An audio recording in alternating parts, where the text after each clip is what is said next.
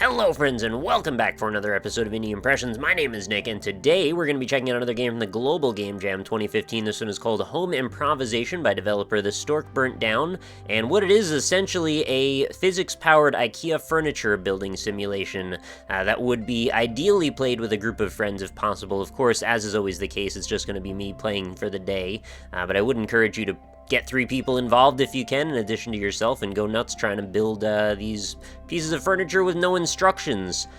So the first thing that is evoked when I look at this thing is I get this huge rush of like, is this The Sims? Because it feels very much like The Sims with the top-down kind of angled perspective and, well, the blocky kind of furniture patterns, the pictures hung on the wall.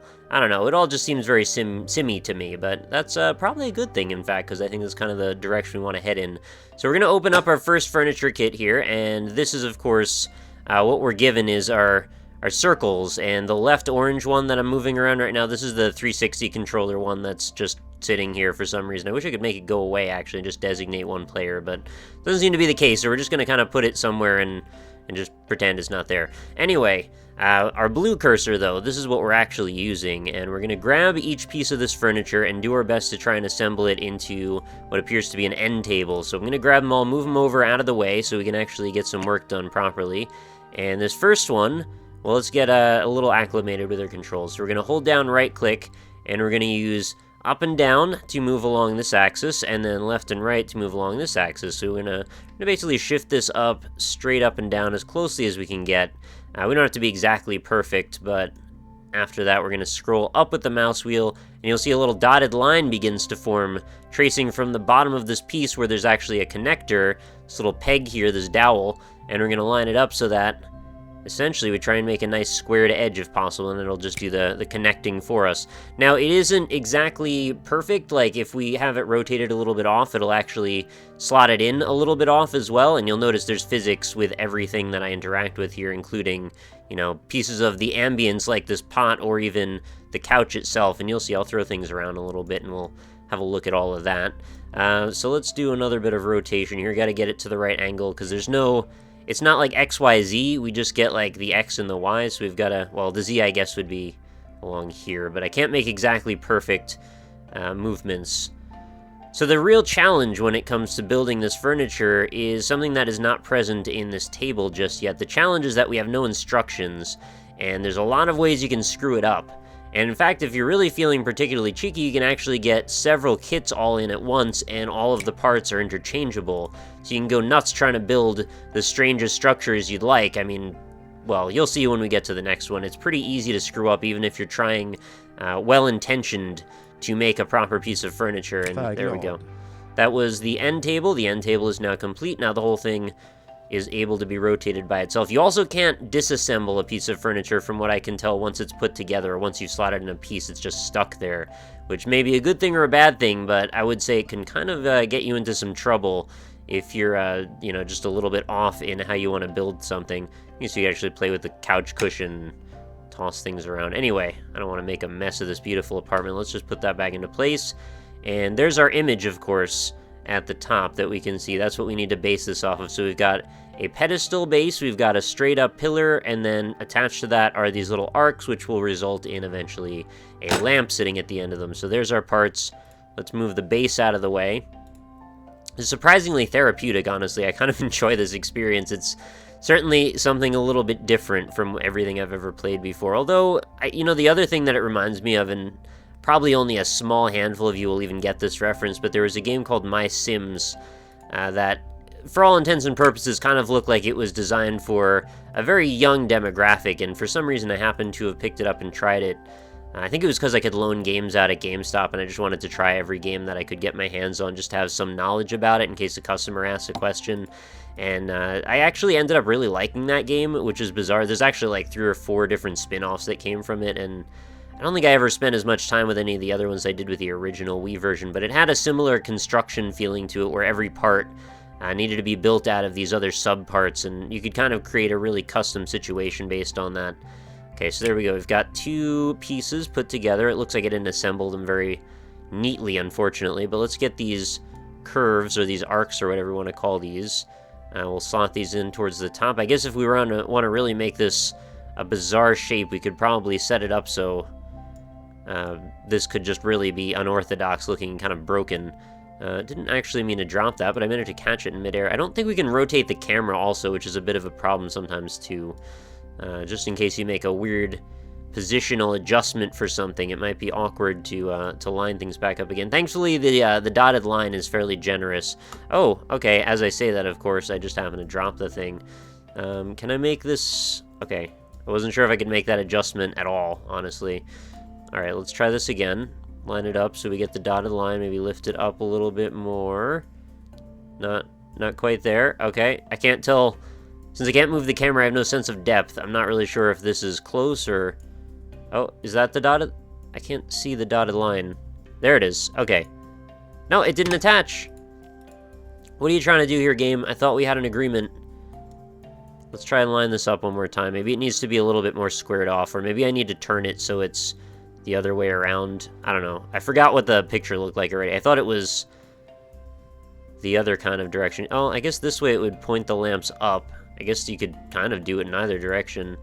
Oh, there we go. It actually took it like that. So now we can actually attach one of the lamp ends. Also, if you're wondering, I think it said left bracket is how you actually bring in more kits if you want to have a bunch of people designing furniture together at the same time. Which I think could be quite entertaining, especially when people aren't all coordinated at the same time. Like, everybody just designing different pieces and parts get mixed up, and then all of a sudden you end up with some kind of strange abomination of furniture. Oh, wow, okay. Really geared up to plot that into place. Fair enough. Let's try another one of these guys. This is taking quite a while, honestly, but I think we'll be very happy with the results. This could make a pretty wicked coat hanger as well if we were going for something like that. Can we get the angle right here? Turn it so it's even to the floor would be a nice start. This is surprisingly hard to get the angles. Okay, now adjust it so the peg is facing a... Oh my god, please. Please, game. A little bit more down would be nice. Now we're going up. I think I've turned the whole thing completely on its head. Like this. Yes, like more like that. Now, a little bit like that. I'm really glad I'm not trying to play this on a 360 controller. I imagine that might make it actually a lot worse. I guess I could use the shadow a little bit here to kind of line it up. There we go. This seems like a good start. I see the line. Put it in place. Yes! Okay, that's 2 out of 3. I just gotta get the lamp on the end. The lamp seems like the easy part. And I have no idea what's gonna come in after this one. Because this is as far as I tried to go when I was playing this for my own self. I actually didn't even do this correctly. Actually, the first time I did it, I didn't look at the picture. And I attached the lamp light fixture parts directly to the pedestal. Like to the base pillar area instead of putting the arms in. So once I got to that point, that's when I realized, like, oh, I guess I can just break this entirely, and I just can't actually finish this puzzle. Hopefully there's a reset button, because that could be a little silly if you all... Well, I guess you could just basically banish the piece you're working on and start anew, just call in another one and hope for the best. Okay, good. Now, one more slot to get in. Let's go like this. Turn it. Oh, this one's very much at almost like a 90-degree angle. Can we turn it up? This could work. I don't know depth-wise where the hell I am. Okay, there we go. Perfect. Slot it in. Yeah! Välkommen. Oh, that was fantastic. Now we've got a lamp to go next to the couch. Got our end table. Everything's looking good. All of a sudden we can do some reading.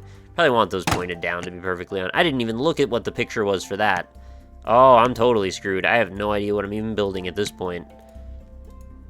Well, judging by these 2 bits here, this looks like... Is this another table? Oh no, these are 2 different shaped ovals. These would line up if they were... Yeah, I also don't see any fasteners on that end.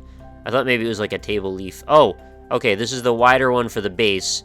Then this is going to connect up to the top, and there's apparently some intricate lattice work that's going to go on somewhere in there. Okay, so this is going to end up hovering over top of this, I would guess, right? And then we're going to put this down somewhere as a little place to put the vase on or something, maybe? Okay, so rule number 1, if you're playing home improvisation, well, unless you want to just have a silly time, probably look at the picture. I think you'll have a much better time if you look at the picture. I don't even know where to start with this, honestly. There's too many options. We've got all these little parts and pieces. Can we just call in? Can we call in another bit? Oh, I thought you said left bracket did that. I guess not. Well, there is a button that does it somewhere. I guess I don't know what that button is anymore. Well, I guess this is as good a place as any to wrap up the video. I see we've got a dotted line here. I may as well just connect whatever I can see to connect to anything else. Let's just get dotted lines and fasten things together. There we go. See what we can build out of this very briefly. I'm imagining this could be quite a hilarious thing too if you could use this to create like vehicles and stuff. Just little broken toys and things. Make a rocking horse where all of the parts don't line up and the thing doesn't really rock and it just sort of creaks and falls over and falls apart. Things like that would be quite entertaining. And then merge it with that game about the where is my hammer, and then break it all back apart with a giant sledgehammer or something. I don't know, maybe I'm gone a little off the rails with this, but it's a remarkably interesting and fun premise. I really do get into the idea of this being like a fun party game, and I have a feeling if I had people to play this with, I think we would all have a fantastic time.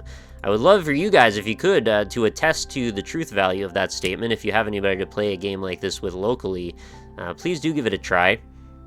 There will be a link, of course. You can play this either in your browser or as a download, and I think there was a Mac and PC version both. So whatever looks good to you, or whatever works with the platform of your choosing, feel free to go give it a download. You may notice that's actually the same Kevin MacLeod music that I used in that cat video I made.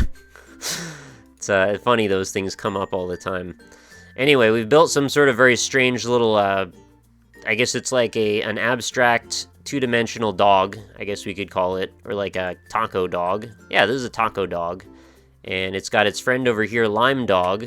So Lime Dog and Taco Dog are going to go on an adventure and hopefully come out unscathed by the end of time. Anyway, thank you everybody for watching. There's been another wacky and silly episode, and I hope you're still having a good time with this series. Indie Impressions, as always, will be back every single day. If you enjoyed the episode, make sure you leave a like on it. It does help me continue to do this for you guys and for me and for the developers and for discussion and for all of the things that I enjoy about indie games. So, thank you again for watching. I will see you all tomorrow. I hope you have a fantastic night. Talk to you all later.